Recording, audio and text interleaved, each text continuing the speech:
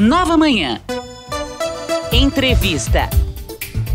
7h05, a gente abre esse bloco aqui conversando com a vereadora do Rio de Janeiro, que também é viúva da vereadora Marielle Franco, a vereadora Mônica Benício. Bom dia, obrigada por falar à Nova Brasil, Mônica. Bom dia, Michele, bom dia, Ana, bom dia a todas as pessoas que nos ouvem. Prazer estar aqui. Bom, a gente teve aí desdobramentos importantes nessa semana sobre o caso Marielle Franco. Você até já falou publicamente que esses novos desdobramentos, eles trazem uma esperança para o caso. E eu queria entender, Mônica, como família, essas informações chegam antes para vocês? Vocês ficam sabendo pela imprensa? E se de segunda-feira para cá vocês tiveram acesso a outras informações em relação a indícios aí, se a polícia realmente está mais perto ou não de chegar aos possíveis mandantes desse assassinato? Olha, a gente sabe com alguma antecedência, inclusive por uma relação de tratamento de respeito, tanto com a Polícia Federal quanto com o Ministério Público, durante esses mais de 5 anos do assassinato de Marielle Anderson. Esse sempre foi um pedido de nós familiares, que a gente conseguisse saber das coisas com antecedência, para que não fosse pegos de surpresa pela imprensa. É claro que essa antecedência é algo analisado para que não se coloque a operação em risco, mas esse pedido sempre foi atendido de maneira respeitosa e a gente consegue saber algum tempo antes, para que não seja pego de surpresa pela imprensa. Mas é levado em consideração o sigilo e a segurança das investigações, para que isso possa ocorrer em que comprometa aí as possíveis operações que possam vir a acontecer.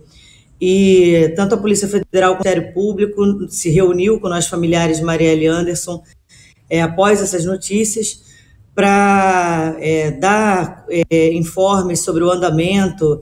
É claro que boa parte disso segue em sigilo, inclusive por uma segurança das investigações, mas o tratamento até aqui tem sido respeitoso com esse desejo de não ser pego de surpresa por informações importantes, né, através da imprensa.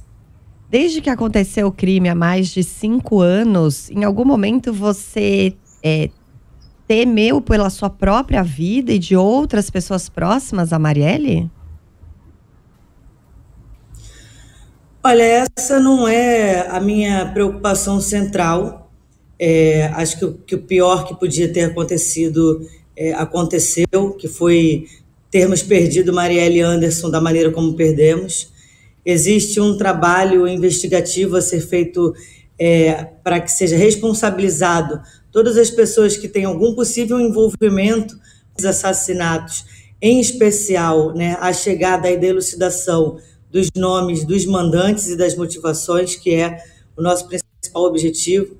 E a minha principal preocupação é que essas investigações cheguem ao final e que a gente tenha elucidado aí o nome de quem mandou matar Marielle e o porquê. No mais, a gente toma as medidas de segurança que são indicadas ou que são cabíveis, mas a preocupação principal é que a gente tenha andamento nessas investigações e que chegue ao final dela. E te surpreendeu de alguma forma, Mônica, os relatos, né, essa confissão do Elcio, e falando que inclusive já havia tido uma outra tentativa de assassinato a Marielle anteriormente ao crime mesmo? Acho que a principal surpresa, né, e é um espanto e também sem dúvida nenhuma algo que acaba deixando uma vulnerabilidade emocional maior nesse momento, é saber que Marielle já vinha sendo monitorada há meses antes, né? O Elcio Queiroz relata no seu depoimento de delação, Marielle estava sendo monitorada já desde agosto de 2017. E sem dúvida nenhuma é algo que emocionalmente é difícil de ouvir, né? A Marielle, amanhã, no dia 27, estaria completando 44 anos, se estivesse conosco, e é um misto de emoções, porque cada detalhe que é contado, né, faz com que a gente lembre o que a Marielle estava fazendo, como a gente estava vivendo juntas ali naquele momento, já sabendo que ela estava sendo monitorada até chegar à noite do 14 de março, quando foi assassinada, e isso é algo que é bastante difícil de ouvir. Nesse momento, a emoção ela fica mesmo confusa, embora haja uma certa esperança, né, na elucidação desse caso, em ver que um passo importante foi dado, né, o depoimento do Elcio Queiroz faz com que não reste mais dúvida a respeito do que aconteceu na noite do 14 de março sobre os mandantes, né, quando ele se assume seu motorista que conduziu e que Rony Lessa foi o atirador de fato. Mas nada vai trazer Marielle Anderson de volta. O fato que essa história não chegar a um final, ela é sim mais um ponto de dor, né? Ter que reviver a noite do 14 de março diariamente para que o Estado brasileiro faça Marielle Anderson. Então, acho que o que mais surpreende nesse depoimento é saber que Marielle já vinha sendo monitorada há muito tempo e que ela não se entendia em nenhum momento em risco, não tinha nenhum tipo de ameaça, e que se tivesse minimamente desconfiado disso, teria tomado as devidas providências. Mas, infelizmente, isso não teve tempo de acontecer.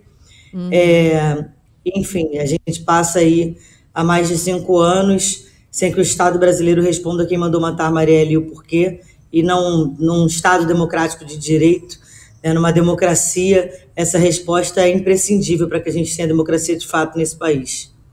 Bom, gostaria de chamar aqui o nosso repórter Sérgio Leão. Ele deixou uma pergunta também para você. A gente está ouvindo a Mônica Benício, que é vereadora do Rio de Janeiro, viúva de Marielle Franco, e o Sérgio Leão tem uma pergunta.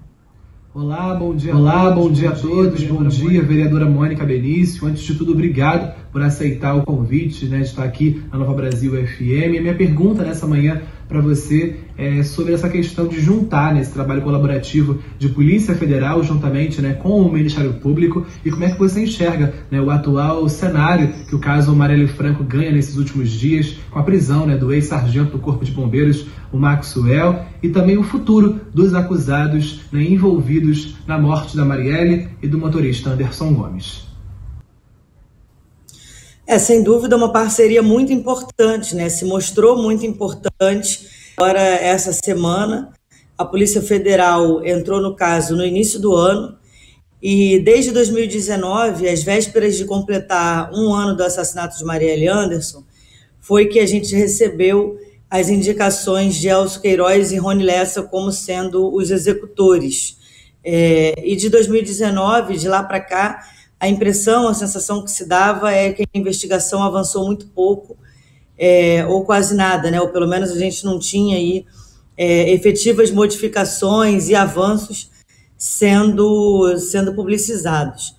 Essa entrada da Polícia Federal no início do ano se revela agora de fundamental importância, né? Uma vez que a gente tem uma equipe muito compromissada, em parceria com o Ministério Público, e que demonstra aí essa chegada na delação premiada do Elcio Queiroz. Essa delação não foi algo que o Elcio acordou numa manhã e resolveu falar o que sabia. Ela é fruto de um trabalho conjunto da Polícia Federal com o Ministério Público para enribustecer as provas que estavam sendo construídas até aqui, faz aí com que o Elcio possa chegar a entender que a delação poderia ser um possível caminho aí para essas investigações. Isso traz algum ânimo no sentido de esperar que, já que o pacto de silêncio entre esses bandidos foi rompido, que eles agora possam aí ter outras quebras. A gente está na esperança de que possa haver outras quebras de silêncio para que a gente possa ter mais elementos, a maneira de entender de fato o que aconteceu na noite de 14 de março de 2018. Embora o depoimento do Elcio trouxesse revelações que a polícia já tinha um caminho, um apontamento e uma construção com provas, o fato do depoimento dele confirmar determinadas coisas e transformar ele num réu confesso faz com que alguns elementos se tornem agora irrefutáveis. Acho que isso é um ponto de esperança e um ponto de ânimo aí para o futuro das investigações. Mônica, você acredita que houve omissão de agentes públicos, de encarregados das investigações até agora, pelo fato dela não ter avançado praticamente nada em 4 anos? Olha, o assassinato da Marielle foi um crime político, né? Eu acho que isso ninguém questiona. Um crime de natureza política tem um recado político e tem envolvimento político por trás disso. E eu acredito que sim. 5 anos sem respostas dos mandantes, existe uma força política que impede determinados avanços das investigações. E claro que para que isso aconteça, tem que haver envolvimento, né, de determinados órgãos ou de determinados agentes da institucionalidade para que esses avanços não aconteçam. Então, a preocupação da família, a gente sabe que o estado do Rio de Janeiro é um estado complicado a respeito do seu envolvimento com a relação com a milícia. A gente também não tem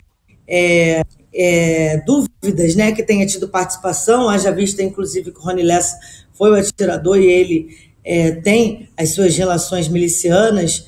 Então, o entendimento desse processo das investigações, ele é de fato muito complexo. Infelizmente foi um crime muito bem executado, e o que a gente espera é, independente de quem tenha sido, independente do nome que seja, a polícia, em especial agora a Polícia Federal com participação do Ministério Público, revele isso, porque ao não elucidar o caso da Marielle num crime político, o que a gente admite hoje no Brasil é que no Brasil existe um grupo político capaz de assassinar como forma política na certeza da impunidade.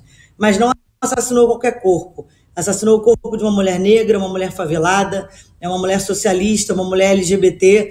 Então, o recado político era um silenciamento do que a Marielle representava no seu corpo e na sua trajetória de vida, dentro de presença da política institucional. O recado social foi justamente a contramão disso.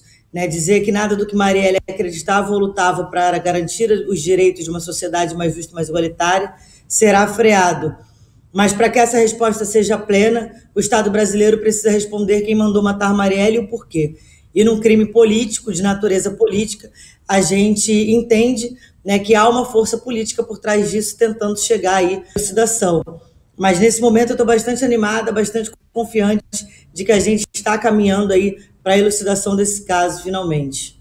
Muito bem. Só para finalizar, que você falou aí sobre, né, essa questão do o que significou a morte da Marielle, né, o assassinato dela, porque ela não tinha uma atuação tão direta contra as milícias, né? Então você acha que é uma coisa mais ampla do que ela representava para a política carioca naquele momento? Eu acredito, na verdade, que são muitas camadas, né? É claro que a Marielle não tinha uma atuação de trabalho efetiva necessariamente em território miliciano ou contra pautas que ferissem diretamente interesses da milícia, fosse interesses territoriais, enfim, Marielle sempre tratou de pautas mais amplas. E é claro que nessas pautas mais amplas que ela tratava, no Estado Democrático de Direito não cabe, de fato, uma atuação da milícia. Mas ela não tinha uma atuação direta sobre esse tema, o que fazia, inclusive, ela não se entender de maneira nenhuma em risco. Não tinha ameaças, fosse internet, fosse pessoalmente. Então, esse caráter de surpresa, inclusive, do assassinato da Marielle, ele é algo que é um ponto sem dúvida nenhuma, de dor para nós familiares. Né? Agora, o assassinato da Marielle, o que eu entendo do recado político é justamente de perceber que esse corpo, né, que o corpo que o Brasil julga ser o corpo mais descartável, que é o corpo feminino, o corpo negro, o corpo LGBT, o corpo pobre, favelado periférico, não é bem-vindo na política institucional. Né? O ápice da violência política, da violência de gênero na política, acontece com o feminicídio político de Marielle. Mas as múltiplas camadas que fazem um olhar para o corpo da Marielle ser um corpo vulnerável, ser um corpo alvo, é justamente o fato dela ser uma mulher negra, ser uma mulher que se reivindicava do seu lugar de favela, periferia, socialista, LGBT. E esse corpo que o Brasil julga ser visto como menos importante, né, também não é o corpo bem-vindo na política institucional. E acho que todos esses fatores, esses marcadores preconceituosos, né, estruturais dentro da nossa sociedade, foi o que acabou olhando para Marielle como um corpo-alvo que possivelmente os seus algozes jamais esperavam que teria essa repercussão social que teve. Mas essa repercussão social também é fruto de uma sociedade que olha para o caso da Marielle e quer que Marielles floresçam e não sejam assassinadas pelo que são. E o recado político que a sociedade dá a esse assassinato é justamente dizer que não vai acatar a barbárie ou a violência como um método de política, mas que lutará pela democracia e porque Marielles possam se multiplicar pelo Brasil. Mônica Benício, vereadora do Rio de Janeiro, viúva da vereadora Marielle Franco, falando aí sobre esses últimos acontecimentos, as novidades na investigação desse caso, da morte, do assassinato de Marielle e do motorista Anderson. Obrigada por falar à Nova Brasil. Boa sorte aí, que a gente torce realmente para que tenha um desdobramento e para que a gente conheça os mandantes desse crime. Obrigada mais uma vez por falar com a gente. Obrigada, bom dia a todos.